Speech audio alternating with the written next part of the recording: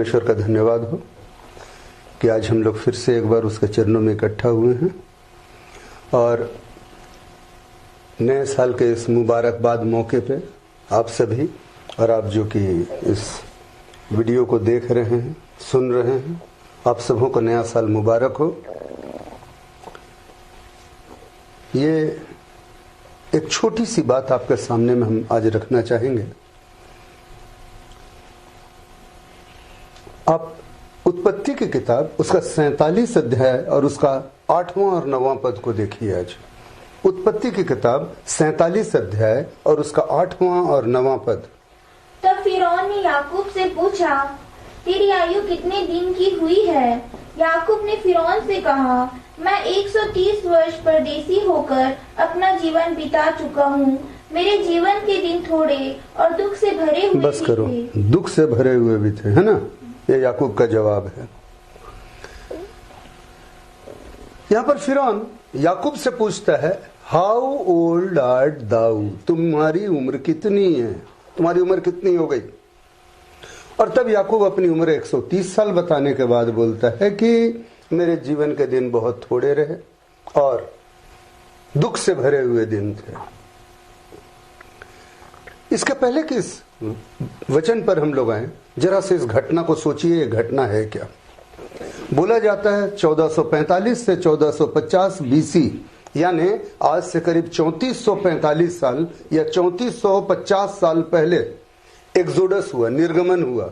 मिस्री देश से इस्राएली बाहर आए।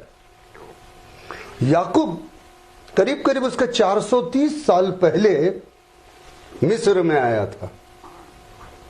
इसराइलियों के मिस्र से निकलने के 430 साल पहले, इसका मतलब करीब करीब आज से 3875 से 3880 साल पुरानी बात है ये।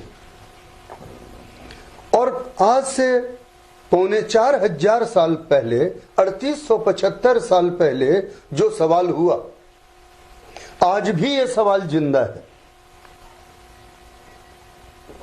वो दुनिया का राजा कौन से देश का राजा था? कभी आप मिस्र के बारे में सोचे हैं? ये वो मिस्र है और वो राजधानी का राजा जहां पर कि दुनिया की सारी सुख सुविधा, दुनिया का सारा धन और वैभव वहां पर भरा पड़ा था।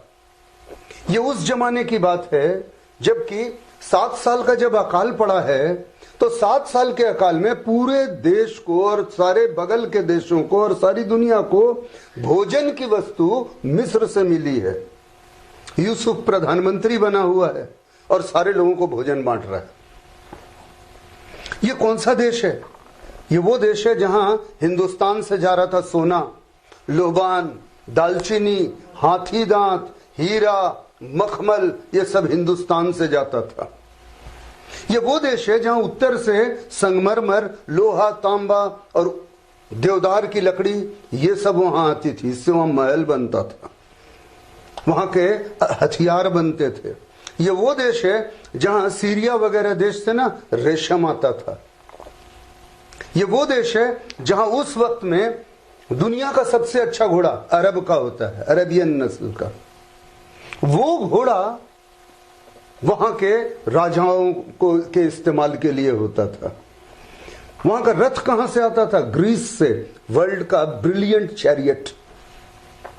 सोच करके देखिए, ऐसे दुनिया का, ऐसे साम्राज्य का राजा जो पिछले 7 साल से किसको खिला रहा है? सारी दुनिया को भोजन दे रहा है। क्योंकि चारों तरफ क्या पड़ा हुआ था? बाइबल बताती है अकाल पड़ा हुआ था 7 साल का। और तब जाकर के उस वक्त में यूसुफ प्रधानमंत्री बनता है और यूसुफ अपने पापा को, याकूब को लेकर के आता है। और जब यूसुफ अपने पापा को लेकर के आता है, याकूब को, तो याकूब की फिरौन से मुलाकात होती है। 7 पद में अगर आप देखिएगा तो क्या लिखा हुआ है? 7 पद में क्या लिखता है? यूसुफ ने याकूब को फिरौन के सामने ला खड़ा किया। पढ़ करके देखिए क्या लिखा हुआ है। तब यूसुफ ने अपने पिता याकूब को ले आकर फिरौन के सम्मुख खड़ा किया। हाँ, और तब फिरौन ने सवाल किया। तो यूसुफ जो कि अभी प्रधानमंत्री बन गया है, क्यों? आप लोग सबको कहानी मालूम है कि उस वक्त में यूसुफ क्या किया था? सारे लोगों को अकाल में अनाज बांटा था। तो सारे दुनिया को खिलाने वाला राजा और वो राजा खड़ा होकर के हाँ एक आदमी से क्या सवाल कर रहा है, एक 130 साल के आदमी से, हाँ, हाउ ओल्ड आर दाउ, तुम्हारी उम्र कितनी है। नया साल में बात सोचिए एक दूसरे नजर से। और याकूब ने क्या जवाब दिया वो भी आपने पढ़ा है। लेकिन हमेशा ये सवाल होता है, जरा कंट्रास्ट तो सोचिए, पूछ कौन रहा है। हम बता रहे हैं, हम उस समय का मिस्र के बारे में देखते हैं। जानते हो पूरा ना रेड सैंडस्टोन का, मैंने क्या बोलेंगे, लाल बलुआ पत्थर जो लाल होता है ना, जैसे लाल किला बना है ना, वैसे पत्थरों का वहां का महल बना हुआ था। क्या गेट्स बने हुए थे, आज तक उसका अपभ्रंश पड़ा हुआ है आज भी। और देखने से लगता है कि कितना ग्रेट, कितना महान वो सभ्यता था, कितना बड़ा सिविलाइजेशन था। नील नदी का उपजाऊ जगह, उस टाइम में वो स्वर्ग से कम जगह नहीं थी मिस्र।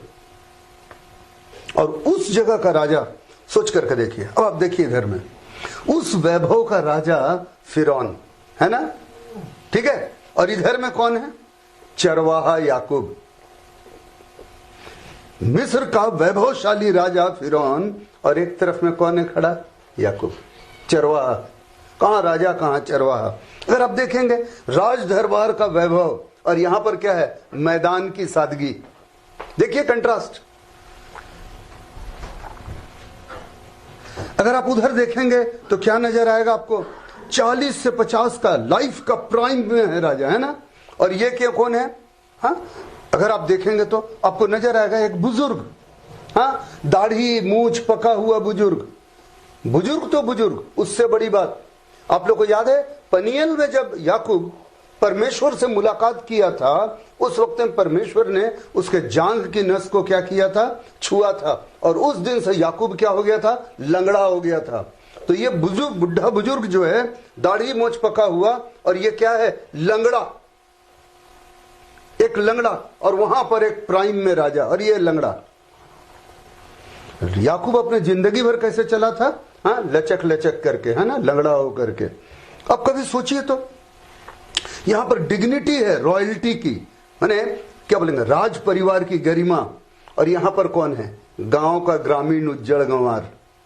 क्या बोलोगे, जिंदगी भर तंबू में रहा है और गाय बकरी भेड़ चराया है, अपना भेड़ बकरी चराया, माने रस्टिक एकदम। इधर डिग्निटी ऑफ रॉयल्टी है तो यहाँ रस्टिसिटी है।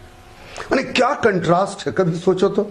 कपड़ा ही तुलना करके देख लो, एक तरफ में मखमल में और हीरा मोती जवाहरात से जड़ा हुआ, है ना, कपड़ा पहना हुआ, उधर में एक सादा सीधा अंगरखा पहना हुआ। और लेकिन सवाल उसके पास भी एक ही है, तुम्हारी उम्र कितनी है। हम आज आपसे सवाल करना चाहेंगे, आप लोग बताइए ना, आपकी उम्र कितनी है। याकूब तो बोला मेरी उम्र 130 साल की है और मेरे दिन थोड़े ही रहे और दुख से भरे रहे। आपका जवाब क्या है, आपकी उम्र कितनी है। हर कोई से सवाल है, यहां भी बैठे हुए लोग से। कभी आप सोचें आपकी उम्र क्या है। जानते हैं आप जीवन को कैसे नापते हैं, यही आज मेरा प्रश्न है। नए साल में हम लोग अपने जीवन को नापते कैसे हैं, how do we measure our life. और ये एक सवाल था 1982 का वो समय, आज से तकरीबन 36 साल पहले।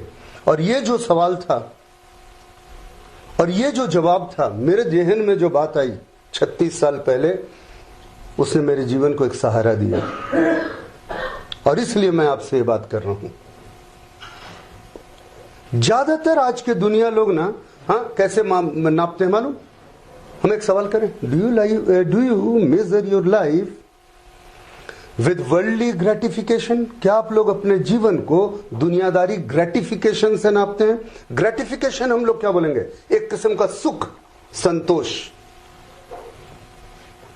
अधिकांश लोग जीवन को कैसे नापते हैं मालूम, दुनियादारी सुख या दुनियादारी संतोष। अधिकतर हमको अभी भी याद है, करीब 13-14 साल पहले, हम अक्सर जाते रहते हैं बाहर प्रचार करने के लिए। 13-14 साल पहले 31 दिसंबर को हम प्रचार कर रहे थे। जिस जगह हम प्रचार कर रहे थे वहां के एल्डर्स में से एक 31 तारीख की रात को प्रार्थना कराने के लिए आया। हम यही मैसेज दिए थे। मेरे पास प्रार्थना कराने के लिए आए हुए थे और बुजुर्ग, और जानते हो क्या बोले? शायद अगला साल सुखमय होगा। अंग्रेजी में, पिछला साल तो इतना खराब गुजरा है। मेरे समझ में नहीं आता है, अपना जिंदगी हम लोग कैसे नापते हैं? दुनियादारी सुख से, दुनियादारी सुविधा से। और क्या प्रभु हम लोगों को दुनियादारी सुख और संतोष नहीं देता है? आप भूखे मर रहे हैं, आपके पास रहने को घर नहीं है, तन पे कपड़ा नहीं है, कौन चीज नहीं देता है परमेश्वर? सब कुछ तो दिया, बाल बच्चा दिया, पर परिवार दिया, एक समाज दिया, एक सब कुछ तो दिया। प्रॉब्लम इंसान की कहां है जानते हैं? इंसान ना कोई भी हालत में हो ना, उसमें सुखी नहीं रहता है, उसमें भी वो खोट निकालता है, नुक्स निकालता है। हम बता रहे हैं दुनिया कैसा बच्चा है, हम आपको बता रहे हैं क्यों दुनिया को सुख संतोष नहीं है। एक कहानी है, कहानी सुन लीजिए। एक बार एक बच्चा ईश्वर को चिट्ठी लिखा कि हे पिता, हे परमेश्वर, oh God, please send me 1000 rupees, मुझे 1000 रुपया भेज दीजिए, मुझे बहुत जरूरत है। जब पोस्ट ऑफिस में, अब खुला पोस्ट कार्ड में था वो, तो पोस्ट ऑफिस में जब वो चिट्ठी निकली तो लोगों ने पढ़ा, अब ये और उसमें लिखा हुआ है पता, टू गॉड हेवन, ईश्वर को, और उसका एड्रेस में क्या लिखा होता? हेवन, स्वर्ग। तो वहां जितने लोग भी थे उन लोगों को बड़ा दुख लगा कि बच्चा को पैसे का जरूरत है, और वो पैसा मंगाया है और ईश्वर को लिखा है, अब उसका दिल टूट जाएगा। तो एक काम करते हैं, हम लोग आपस में कंट्रीब्यूशन करते हैं, आपस में जुड़ाते हैं, और जुड़ा करके और उसका दो बच्चा को दे देंगे, बोले ईश्वर की तरफ से आया, और एक चिट्ठी लिख देंगे ईश्वर की तरफ से। उन लोग पूरा कलेक्शन किए, समझे ना? तो कलेक्शन करने के बाद में उन लोगों के पास में सिर्फ 980 रुपया हुआ, सिर्फ 980 रुपया हुआ। तो क्या हुआ, वो लोग 980 रुपया लेकर के और वो बच्चा को पोस्टमैन के हाथ से पैसा भिजवाए, ठीक है, और ईश्वर की तरफ से एक चिट्ठी, ठीक है। वो बच्चा लिया लिफाफा, थोड़े दिनों के बाद भी इन लोगों को फिर चिट्ठी मिली ईश्वर के नाम, हे ईश्वर, थैंक यू, मेरी चिट्ठी के जवाब में आपने मुझे 980 रुपया भेजा, आइंदा से ना पोस्ट ऑफिस के थ्रू नहीं भेजिएगा, कुरियर से भेजिएगा। ये पोस्ट ऑफिस वाले लोग ना चोर हैं, ये लोग ना 20 रुपया चोरी कर लिए, आप तो 1000 भेजे होंगे, मेरे पास 20 रुपया कम पहुंचाया है, लोग 980 रुपया पहुंचाया है। ये दुनिया का मेंटालिटी है। अगर मिला भी ना, परमेश्वर जो भी दिया ना, उसमें भी उन लोग को कमी नजर आता है, और बचपना नहीं जाता है। बचपन अपना याद करना, दूसरा का थाली देखते थे, है ना, किसको मिठा ज्यादा मिल गया, किसको कौन सामान ज्यादा मिल गया, थाली देखते थे एक दूसरे का कि किसको ज्यादा दे दी, और माँ को बोलते थे हाँ तुम तो उसको ज्यादा दी, हमको तो कम दे दी। ये जो दुनिया का नियम है, हर चीज में उसको कमी नजर आता है। अरे परमेश्वर ऐसे नहीं छोड़ता भाई, परमेश्वर हमारा ख्याल रखता है। सुख और संतोष मन की बात होती है, और हम लोग क्या होता है ना, दुनियादारी सुख और संतोष से अपने जीवन के दिनों को नापते हैं। ये पहला प्रॉब्लम है। 9 पद को अगर आप पढ़िएगा, वो क्या बोला हुआ है 47 का 9 में, बोलता है हाँ कि मेरे दिन तो 130 साल के हुए। आप अपना जिंदगी कैसे नापते हैं? उम्र का गिनती से, कि मेरा 50 साल हुआ तो मेरा 52 साल हुआ तो मेरा 57 साल हुआ तो मेरा 47 साल हुआ तो मेरा 30 साल हुआ। अरे जिंदगी का दिन वर्षों में नहीं गिना जाता है, ये हम लोगों की गलती है। आज नया साल में इस बात को सोचिए, अपने जिंदगी का दिन, अपने जीवन को आप नापते कैसे हैं? सालों में मत नापिए। बहुत सारी जिंदगियां हैं, सालों साल जिंदी रहती हैं और दुनिया में सीने में अपने लोगों का मूंग दलते रहते हैं। पूछ लीजिए बहुतों से, जितना उम्र गया उन लोगों ने दूसरे के लिए दुख और तकलीफ और कटुता का कारण पैदा किया। तो ऐसी जिंदगी का भी फायदा क्या है? अगर मेरी छोटी सी भी जिंदगी हो और वो जिंदगी कुछ दूसरों के काम आ जाती तो कोई बात होता, और नहीं तो आप 50, 60, 70, 80, 90 साल भी जिंदा रह गए और जिंदा रह के भी कोई काम धाम के नहीं रहे तो आप किए क्या? इसलिए अपनी उम्र को सालों में मत नापिए और एक चीज से मत नापिए अपनी जिंदगी को। अधिकांश लोग अपनी जिंदगी को ना, मैंने कैसे बोलेंगे, जैसे याकूब यहां पर है, हम क्या बोलना चाह रहे हैं? Life should not be measured by sorrows and misfortune, दुर्भाग्य और दुख से। दुर्भाग्य और दुख, इससे भी जीवन को नहीं नापना चाहिए। आदमी क्या याद करता है मालूम अपने जीवन में? हाँ, दुर्भाग्य का दिन, दुख का चीज। मैंने कैसे बोलेंगे, हम बता रहे बहुत सारे दुख और दुर्भाग्य है। किसी से भी बात करना, क्या बात होगा? फलाना तो हमको धोखा दे दिया, फलाना के लिए हम इतना किए और वो तो क्या बोलेंगे, उसको क्या बोलते हैं, अनग्रेटफुल हो गया, को क्या बोलते हैं, कृतज्ञ हो गया, क्या बोलते हैं यहाँ, कृतज्ञ, अनग्रेटफुल, उसको क्या बोलते हैं आप लोग? मतलब किए हुए उपकार को वो नहीं माना, और हम तुम्हारे लिए किए, उसके लिए किए, देखो आज मेरा टाइम आया तो मेरे लिए कोई नहीं कर रहा है, और इसी को लेकर मन में कुड़ते रहते हैं। होता है, ऐसे बड़ा दुख होता है। और एक चीज से बड़ा दुख होता है, हम बता रहे हैं, छोटा छोटा बात, हम इसको बोलते हैं मिस रिप्रेजेंटेशन। मिस रिप्रेजेंटेशन क्या होता है? दुनिया के लोग ना आपके बारे में गलत गलत बात सामने में रखते हैं। सही चीज भी आपकी है ना, उस सही चीज को भी लोग क्या करते हैं, गलत सामने में रखेंगे। और बड़ा दुख लगता है जब हम वैसे नहीं हैं और मेरे बारे में ऐसा बात हो रहा है। आप लोग के साथ में ऐसा हुआ है कि नहीं हम नहीं जानते हैं, लेकिन अक्सर होता है, और इस बात से भी मन में क्या होता है, बड़ा दुख होता है। और ये याद रहता है कि दुनिया के लिए हम इतना किए, उसके लिए इतना किए, या हम ऐसे नहीं हैं और मेरे बारे में क्या बोला जा रहा है, गलत गलत बात, मिस रिप्रेजेंटेशन बोलते हैं।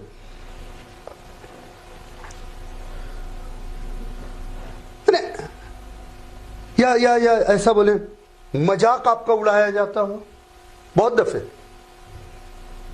आपको ठट्ठे में उड़ाया जाता हो, आपको बहुत हल्काई से लिया जाता हो। क्या अपनी जिंदगी को आप पलट करके देखेंगे कि आपकी जिंदगी में खाली यही हुआ है? क्या आपकी जिंदगी में खुशनुमा समय कभी नहीं आया? जरा अपना बचपन याद कीजिए तो कितना खुशी का वो दिन था। अपना स्कूल का टाइम याद कीजिए तो कितना खुशनुमा समय था। आप फ्री यहां से वहां दौड़े थे, भागे थे, खेले थे। ढेर सारा ऐसा समय आपके लाइफ में आया है जब परमेश्वर आपको खुशियां भी दिया है, केवल दुख नहीं दिया है परमेश्वर आपको। आप उस चीज को ध्यान नहीं देते, आपको दुख याद रहता है। एक बात याद रखिएगा, लाइफ में दोनों चीज है, it is bed of roses and bed of thorns. यहां गुलाब भी मिलता है और गुलाब के साथ में कांटे भी मिलते हैं, दोनों चीज साथ में चलता है, सुख और दुख। लेकिन हम लोगों ना दुख को लेकर के ना अपने मन को ना चोट पहुंचाते रहते हैं। हम लोगों से बात करते हैं, हम तो बहुत ज्यादा बात करते हैं लोगों से, क्योंकि मेरे पास काउंसलिंग के लिए लोग आता है। अधिकांश लोग के पास में ना खाली मेरे पास आकर के ना अपना दुखड़ा ही रोता है, रोना ही रहता है।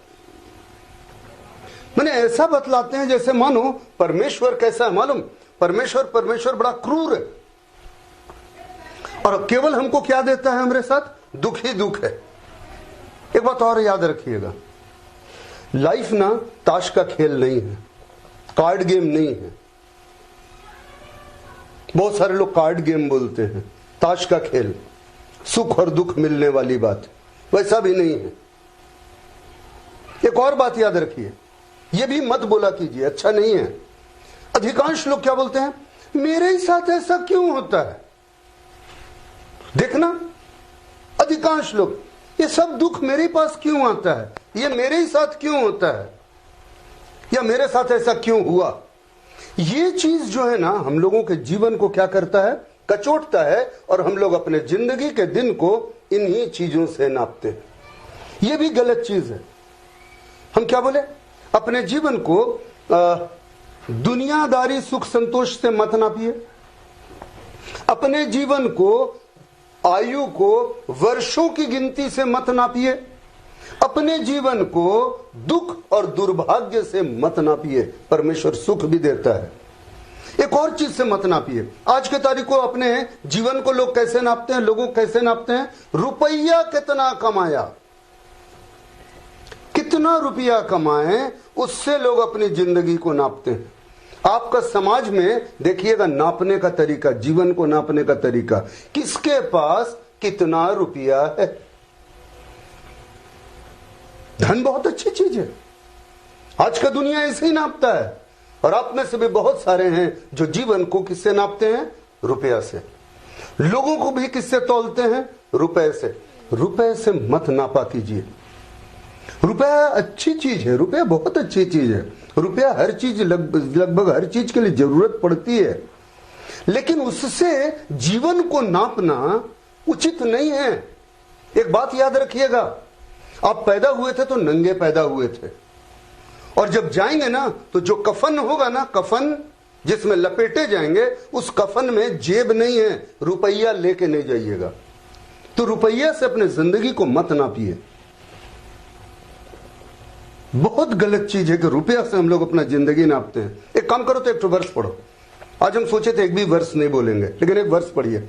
भजन 49 निकालिए, भजन 49, भजन 49 उसका 6 पद से 9 पद, ठीक है। साम 49 6 वर्ष से लेकर के 9th वर्ष तक धीमे धीमे आराम से पढ़ना, 6 से 9 पद पढ़ो तो। जो अपनी संपत्ति पर भरोसा रखते, जो लोग अपनी संपत्ति पर भरोसा रखते और अपने धन की बहुतायत पर फूलते हैं, और अपने धन की बहुतायत पर क्या करते हैं, फूलते हैं। जिंदगी को लोग किस चीज से नापते हैं, धन से, और उसी के वजह से फूलते हैं। माने धन है, माने वाह जिंदगी में बहुत बढ़िया जिंदगी जिए हैं। हाँ, उनमें से कोई अपने भाई को किसी भांति छुड़ा नहीं सकता है। आप अपने भाई तक का उद्धार नहीं कर सकते हैं, और न परमेश्वर को उसके बदले प्रायश्चित में कुछ दे सकता है। और अपने पापों के प्रायश्चित के लिए, गौर से सुनिएगा, अपने पापों के प्रायश्चित के लिए आप परमेश्वर को रुपया में से कुछ नहीं दे सकते। बाइबल बोलता है, हम नहीं बोलते हैं। कभी भी इस बात के गफलत में मत रहिए कि रुपया कितना कमाएं। रुपया है, बहुत सारे सांसारिक चीजों के लिए जरूरत पड़ता है, लेकिन आप परमेश्वर को अपने पापों के प्रायश्चित के लिए, अपने छुटकारे के लिए रुपया में से निकाल के कुछ नहीं दे सकते। उससे नहीं मिलेगा छुटकारा। आगे, क्योंकि उनके प्राण की छुड़ौती भारी है। क्योंकि उनके प्राण की छुड़ौती क्या है, भारी। सब जानते हैं उनके प्राण की छुड़ौती है यीशु मसीह का लहू। उसका क्या कीमत आप लगाइएगा, क्या रुपया कमाइएगा, वह अंत तक कभी न चुका सकेंगे। आप मर जाएंगे तो भी परमेश्वर जो आपका प्रायश्चित के लिए किया है ना, उसको नहीं चुका सकते अपने अंत तक। अंत का मतलब अपनी मौत तक। हम लोग ना कितना भी धन कमा लेंगे ना, तो परमेश्वर जो हमारे पापों के छुटकारे के लिए किया है ना, उसका फिरौती हम लोग देने नहीं सकेंगे। आगे, कोई ऐसा नहीं जो सदैव जीवित रहे, और कोई भी ऐसा नहीं जो हमेशा हमेशा के लिए जिंदा रहे, और कब्र को ना देखे, और कब्र को ना देखे। मरना तो ये है, और जब मरोगे तो मरने में रुपया कोई नहीं लेकर के जाएगा, लेकिन फिर भी हम लोग अपने जिंदगी को कौन चीज से नापते हैं, पैसे से नापते हैं। एक और वर्ष पढ़ ले बेटा। आज हम सोचे थे एक भी वर्ष नहीं बोलेंगे, केवल एक्सप्लेन करके छोड़ देंगे। पहला तीमुथियुस निकाल, पहला तीमुथियुस 6 अध्याय 6 से 10 पद। पहला तीमुथी 6 अध्याय 6 से 10 पद। पहला तीमुथी 6 अध्याय 6 से 10 पद। पर संतोष सहित भक्ति बड़ी कमाई है। पर संतोष सहित भक्ति सबसे बड़ी कमाई है। संतोष सहित भक्ति। अगर संतोष नहीं रहा, हम स्टार्ट यहीं से किए थे, वर्ल्डली ग्रेटिफिकेशन, दुनियादारी संतोष हम लोगों को नहीं रहता है। लेकिन बोलता यहां क्या है, संतोष सहित क्या करें आप, भक्ति। परमेश्वर की भक्ति कैसे, संतोष रख करके, जीवन में संतोष होना चाहिए। जो परमेश्वर दिया उस चीज के प्रति क्या, संतोष। तो संतोष सहित भक्ति क्या है, सबसे बड़ी कमाई। आपका कमाई जो है ना, धन का कमाई सबसे बड़ा नहीं है। सबसे बड़ा कमाई आपके जीवन में क्या है, संतोष के साथ में आप परमेश्वर की क्या करते हैं, भक्ति करते हैं। जो आमद है उससे आपको क्या है, संतोष, और तब आप क्या करते हैं, परमेश्वर की भक्ति। यही आपकी सबसे बड़ी क्या होती है, कमाई। आगे पढ़ो। क्योंकि ना हम जगत में कुछ लाए हैं, न तो हम जगत में कुछ लाए हैं और ना कुछ ले जा सकते, और न कुछ ले जा सकते हैं। यदि हमारे पास खाने और पहनने को है तो इन्हीं पर संतोष करना चाहिए। अरे खाने और पहनने को भी अगर हमारे पास में है तो इससे क्या करना चाहिए, संतोष करना चाहिए। पर जो धनी होना चाहते हैं, पर जो धनी होना चाहते हैं वे ऐसी परीक्षा और फंदे और बहुत सी व्यर्थ और हानिकारक लालसाओं में फंसते हैं। रुक जाइए। जो लोग धनी होना चाहते हैं ना, तो धनी होने के लिए बहुत दफे हम लोग फंदे में फंसते हैं। और वो फंदा कैसा होता है, हानिकारक। और जीवन में कौन सी पैदा होती है, लालसा और अभिलाषा। और कहीं अगर ये लालसा और अभिलाषा बढ़ी हुई ना, हाँ, तो ये गर्भवती होकर क्या जन्म दे सकती है, पाप को जन्म दे सकती है। ये याद रखिएगा। हम नहीं बोल रहे हैं धन कमाना बुरा बात है, हम ये बोल रहे हैं कि धन जो है, ये धन जो है कमाना ठीक है, लेकिन धन से जीवन को नापना गलत बात है। और धन के पीछे भागना क्यों, क्या बोलता है, बोलो तो, पढ़ो तो। जो मनुष्यों को बिगाड़ देती है, हाँ, चरित्र तक बिगड़ जाता हमारा, और विनाश के समुद्र में डुबा देती है। और हमको विनाश का समुद्र में डुबा देता है। आगे। क्योंकि रुपयों का लोभ सब प्रकार की बुराइयों की जड़ है। रुक जा, रुपया नहीं गड़बड़ है, धन गड़बड़ नहीं है। धन का अगर आपको लोभ है ना, धन से आप जिंदगी को नापते हैं ना, तो ये सब बुराई का क्या बन जाता है, जड़। हम धन को बुरा नहीं बोल रहे हैं। धन का लोभ, धन की लालसा, धन से जीवन को नापना, ये चीज हमको बुराई की ओर ले जाएगा, क्योंकि यही बुराई की जड़ है। हम धन को बुरा नहीं बोल रहे हैं। धन का लोभ या लालसा, या जीवन में धन ही को एक पैमाना बना लेना जिससे हम सब चीजों को नापते हैं। एक और चीज है, आज के तारीख को लोग अपने जीवन को कौन चीज से नापते हैं, सोशल स्टेटस, सामाजिक प्रतिष्ठा, सामाजिक सम्मान क्या मिल रहा है। मेरा कहना है, do not major your life with social status that you have gain. अपने जीवन में कितना सोशल स्टेटस कमाए हैं, कितना सामाजिक प्रतिष्ठा कमाए हैं, कुर्सी कितना बड़ा मिला, इससे जीवन को कभी मत नापिएगा। हमने बड़े बड़े लोगों को देखा है, जब तक कुर्सी में रहते हैं लोग सलाम करता है, और जिस दिन कुर्सी से उतरते हैं उस दिन उसको नहीं बोलना चाहिए शब्द, कोई भी नहीं पूछता है। हम शब्द वाला इस्तेमाल नहीं करना चाहते हैं। कोई नहीं पूछता है कुर्सी से उतरने के बाद। और कुर्सी में भी हम तो अभी तुरंत हम आ रहे हैं, तो हम अभी सुनते आ रहे हैं, अभी मीटिंग चल रही है ना, सारे चारों तरफ में लोगों का अभिनंदन हो रहा है, इलेक्शन जीता हुआ का। अभी तुरंत जो बात हो रही थी, हम खड़ा होकर चाय पी रहे थे, तो बात यही हो रही थी, जो हारा था उनके बारे में बोल रहे थे, अच्छा हुआ उतर गया कुर्सी से, और जो जीता है उसकी अभी वाहवाही हो रही थी। तो अब जो कुर्सी में बैठा है, अब सब उसको सलामी करेंगे। तो हम दिन तारीख आदमी और पार्टी और पॉलिटिक्स का नाम नहीं बोलना मांगते। अभी तुरंत हम चाय पी रहे थे और वहीं पर लोग खड़े हैं और बात कर रहे थे, और वहीं पर सामने में स्वागत समारोह चल रहा था। हम आपको जो बोलना चाह रहे हैं वो बात को समझिए। सामाजिक प्रतिष्ठा ना हमेशा के लिए नहीं रहती है। और एक बात और याद रखिएगा, कुर्सी का लड़ाई, स्टेटस का लड़ाई सब बुराई का जड़ बन जाता है। हम ऑफिस में देखे हैं, स्कूल्स में देखे हैं, कॉलेजेस में देखे हैं, काम करने की जगह, अरे गांव में भी ग्राम पंचायत का लड़ाई, अब जाकर के देख लो, हर जगह पे कहीं भी तुम देखना, सामाजिक प्रतिष्ठा या मर्यादा, ईगो जो है ना, क्या बोलते हैं ईगो को, ईगो क्या बोलते हैं, अभिमान। ईगो अभिमान, माने एक तो बोलते हैं अभिमान नहीं बोलेंगे, ईगो यानी स्टेटस रिकॉग्निशन जो होता है ना, जहां एक किस्म का घमंड आ जाता है, वो लेकर के आदमी बड़ा लड़ा रहता है। अब देखना कुर्सी के लिए कैसा लड़ाई होता है, बैठने में भी, हाँ, ऊपर वाला चेयर चाहिए, हाँ मंच के ऊपर में मेन कुर्सी चाहिए। चर्च में भी यही होता है, चर्च में भी खाली कुर्सी का लड़ाई है। आज हर चर्च में जाकर देख लीजिए पार्टी बना हुआ है, इलेक्शन ही होता है। गिरजा में भी हालत है, हर जगह स्टेटस का लड़ाई है।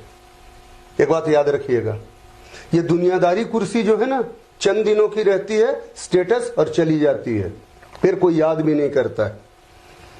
पोजीशन के पीछे मत भागिए। बहुत लोग पोजीशन से नापते हैं कौन कितना महान, जिंदगी कैसे गुजारे, किस पोजीशन में।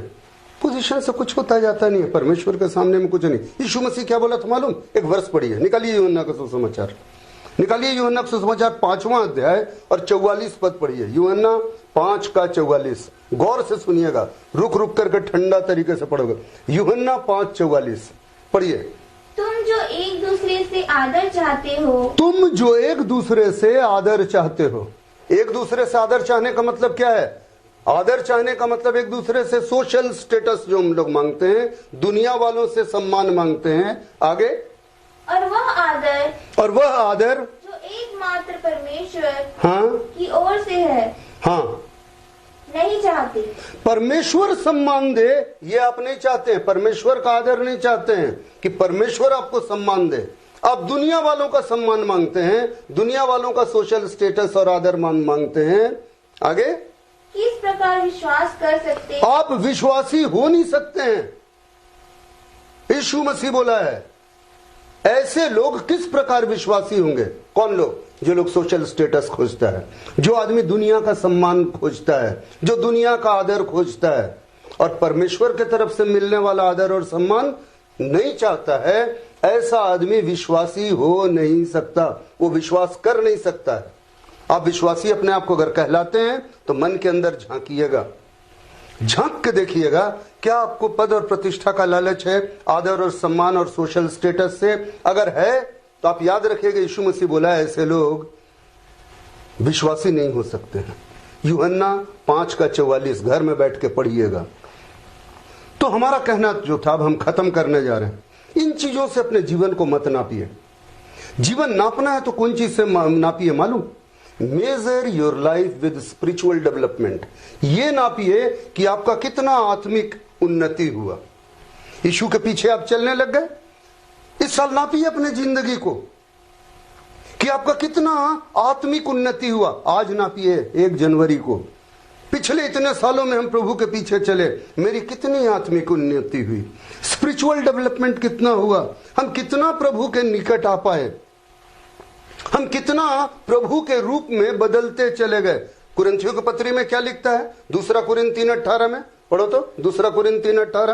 परंतु जब हम सबके उघाड़े चेहरे से हाँ? प्रभु का प्रताप इस प्रकार प्रकट होता है, हाँ? जिस प्रकार दर्पण में, तो प्रभु के द्वारा जो आत्मा है, हम उसी तेजस्वी रूप में हाँ? अंश अंश करके बदलते जाते हैं। हम लोग क्या होता है, जब प्रभु के करीब आते हैं और उसका पवित्र आत्मा का प्रकाश हमारे ऊपर आता है, प्रभु अपना मुंह हमसे हमारे ऊपर चमकाता है, अपना मुख का प्रकाश, तो हम लोग प्रभु के रूप में अंश अंश करके क्या करते जाते हैं? बदलते जाते हैं। और हमारी क्या होती है? आत्मिक उन्नति। इससे नापिए कि आप कितने प्रभु के रूप में बदल चुके। तब आप पाएंगे कि हम लोग अभी तक पहला दर्जा पास नहीं किए हैं। तो रुपया से अपने जिंदगी को नापने का क्या फायदा? सोशल स्टेटस से नापने का क्या फायदा? दुनियादारी दुख और सुख से नापने का क्या फायदा? क्या आप प्रभु के रूप में बदल रहे हैं? आत्मिक उन्नति से अपनी जिंदगी को नापिए। एक और चीज जिससे नापना चाहिए, measure your life that how much time you give to your God and God's work. आप अपने जिंदगी का कितना समय परमेश्वर को देते हैं और परमेश्वर के काम में देते हैं, इससे जिंदगी नापिए। पलटिए और देखिए अपना जिंदगी, जितना साल मसीह जीवन जिए हैं, कितना समय परमेश्वर के कदम में बिताए हैं, कितना टाइम दिए परमेश्वर को, कितना टाइम दिए वचन को, कितना टाइम परमेश्वर का सेवकाई में दिए। हर विश्वासी के लिए बोलता है याजक है, राजपदधारी याजकों का समाज। तो आप कितना प्रभु का काम किए, याजकीय सेवकाई कितना किए, कितना टाइम दिए? जोड़िए अपना जिंदगी का टाइम इस नया साल में। याद रखिए, मेरा बोलने का मतलब है ये नया साल एक अच्छा समय है स्टार्ट करने का। कैसा स्टार्ट करना? कि अपना जिंदगी को हम कैसे नापें, मेरी आत्मिक उन्नति कितनी हुई और हमने कितना समय परमेश्वर को दिया, कितना समय परमेश्वर के काम में दिया। न कि इस बात में कि दुनियादारी सुख संतोष कितना मिला, रुपया का पैसा कितना मिला, कितना दुनियादारी हम स्टेटस कमा लिए, इन चीजों में हम अपने आप को बर्बाद ना करें। आइए हम लोग अपने सरों को झुकाएं और प्रार्थना में जाएं। हे पिता, तेरा धन्यवाद करते हैं आज के शाम के लिए, जबकि तूने अपने लोगों को अपने चरणों के पास में इकट्ठा किया। महान परमेश्वर, वो सारे लोग जो आज वीडियो में देख रहे हैं प्रभु जी, इस YouTube के जरिए और दूसरे कैसेट्स और सीडीज के जरिए देख रहे हैं प्रभु जी, हर एक सुनने वाले और देखने वाले के जीवन में जिस तक मेरी आवाज पहुंच रही है प्रभु जी, इस प्रश्न को तू ला, हाउ ओल्ड आर्ट दाउ, तेरी उम्र कितनी है। प्रभु जी, फिरौन का ये पूछा हुआ सवाल याकूब से यानी इस्राएल से, महान परमेश्वर इस्राएल का अर्थ इनको समझा परमेश्वर का राजकुमार। ये सारे परमेश्वर के राजकुमार हैं प्रभु जी। इनके सामने दुनिया का राजा पूछता है तेरी उम्र क्या है, हाउ ओल्ड आर्ट दाउ। आज प्रभु जी ये सवाल इनके सामने में रख और इनको अपने जीवन को नापना सिखा, कि अपने जीवन को सही तरीके से नापें, सही पैमाने से नापें, दुनियादारी पैमाने से न नापें, ताकि इनके जीवन में दुख तकलीफ ना हो, असंतोष ना हो। प्रभु जी, इनके जीवन में आत्मिक उन्नति आए। प्रभु जी, हर एक को प्रॉस्पेरिटी दे प्रभु जी, सुख और संपन्नता दे इस साल में प्रभु जी, और अपने जीवन को सही तरीके से नापना सिखा। हे पिता परमेश्वर, तूने प्रार्थना सुना, इसलिए तेरा धन्यवाद। मसीह यीशु के नाम में आमीन।